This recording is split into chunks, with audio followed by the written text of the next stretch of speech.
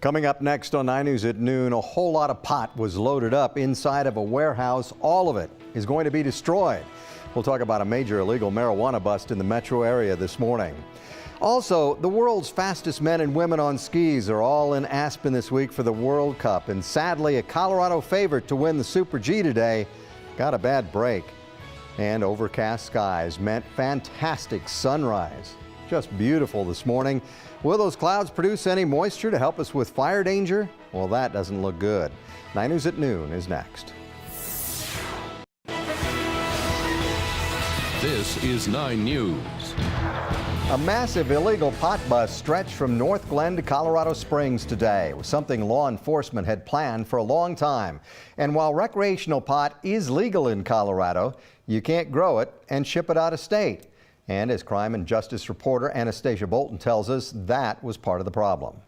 We're on the southeast side of Denver off of Peoria and I-25, and behind me you can see a large military vehicle. This is the Colorado National Guard helping local and federal law enforcement load up what we understand from sources to be thousands of plants of marijuana that were grown to be illegally shipped out of state. This is a multi-jurisdictional operation that has been planned for months. It's a huge case, we're being told. We know that this morning, law enforcement across the metro area searched about 20 locations, be that homes where some of the suspects lived, or homes where marijuana was grown, or in this case, a warehouse where you're watching now these plants are being loaded up to be destroyed. We don't know very much about the suspects in this case. We do understand that a number of arrests have been taking place. As I've mentioned, law enforcement have been working on this case for many months now.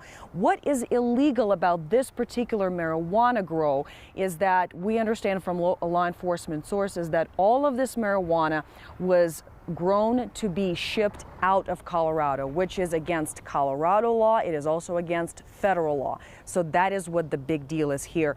There is going to be more details coming out about this case in the days and weeks to come. And of course, you'll get the details about those on the networks of 9 News. Reporting from Denver, Anastasia Bolton, 9 News. Anastasia, thanks much. A little bit cloudy as we take a live look at Boulder on the left, Denver and Horsetooth Reservoir on the right. And while we don't love clouds here in Colorado that much, we do love fancy sky scenes. Look at those clouds this morning and what they were responsible for. Just a beautiful sunrise across much of the state. The sky seemed to be kind of painted in bright oranges and yellows and reds. Danielle joins me now. Unfortunately, I guess those clouds aren't going to bring us anything. No rain, no snow in sight, Gary. I like to call that sky candy. There you go. Just gorgeous colors. Nice. Early this morning. Hey, you know what? This afternoon, we'll start to see those clouds shift just a little bit further to the east side of the state, making way for some sunshine and also for some slightly warmer temperatures. We're going to be watching, of course, high fire danger too, with red flag warnings in place until 7 p.m. This includes the I-25 corridor from Fort Collins to Greeley south toward Denver, and then across the far northeastern plains. The foothills also included in this one, and you folks could see wind gusts as high as 50 miles per hour. We've already been watching 50-mile-per-hour speeds out there toward Berthoud Pass, 42 in Loveland.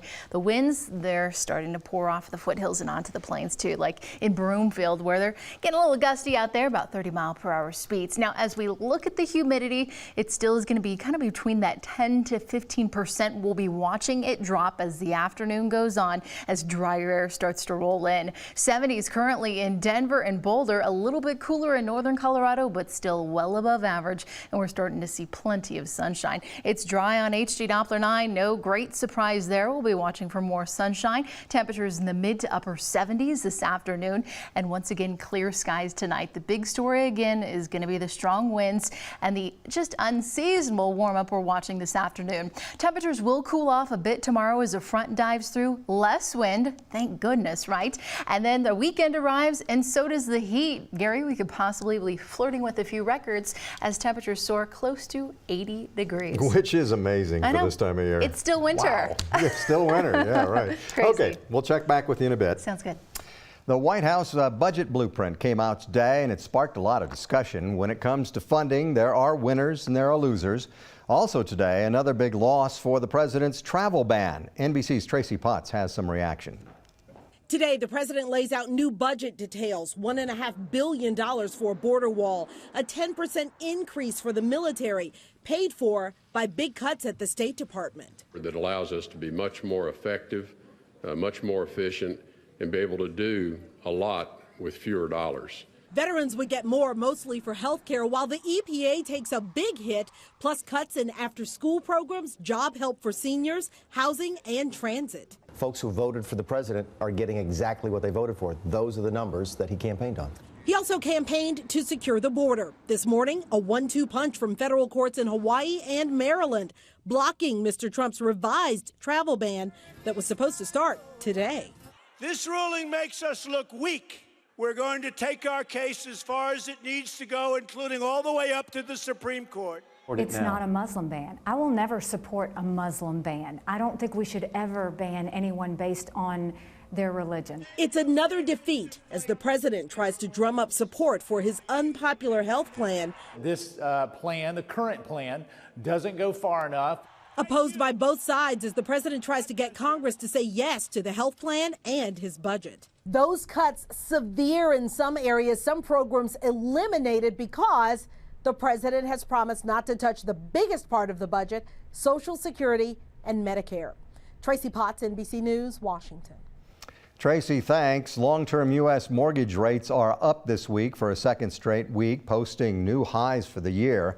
The markets have been anticipating an increase in the key interest rate by the Federal Reserve, which was adopted yesterday. Mortgage buyer Freddie Mac says a rate on a 30-year fixed-rate loan climbed to 4.3%. That's from 4.21% last week. So what type of effect will the rate hikes have on mortgages? Well, they say if you have a fixed rate mortgage, probably you won't see much of a change at all. If you have an ARM, it is pretty significant. For a $200,000 home, you're looking at an increase of about $84 a month. Other news now, Auraria police are looking for a man who they say was spotted lighting small fires in the grass near several buildings early this morning. Not a good idea ever, but especially with how dry it is out there. Police say nobody was injured and no property was really damaged. But if you recognize this suspect, call Auraria Police or you can text your tip to 720-593-TIPS. A consumer alert for anyone driving a Hyundai. The company is recalling 978,000 Sonatas because the seat belts can come loose. The recall covers the Sonata midsize sedans from 2011 through 2014 model year and Sonata Hybrid from 2011 to 15. The problem with the front seat belts, well, they could detach in a crash and fail to hold people inside. Hyundai says a fastener for the seat belt or anchor may not have been fully latched during assembly. The company says it knows of one minor injury caused by the problem.